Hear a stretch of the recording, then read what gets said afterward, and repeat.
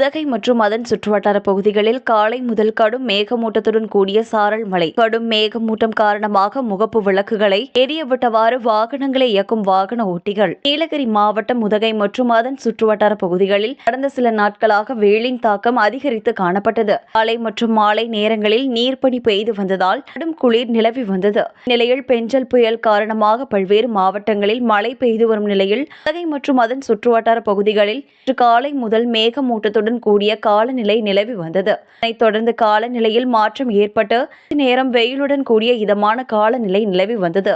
நிலையில் 11:30 மணி அளவில் கடும் மேகமூட்டத்துடன் கூடிய சாரல் மழை பெய்து வருகிறது.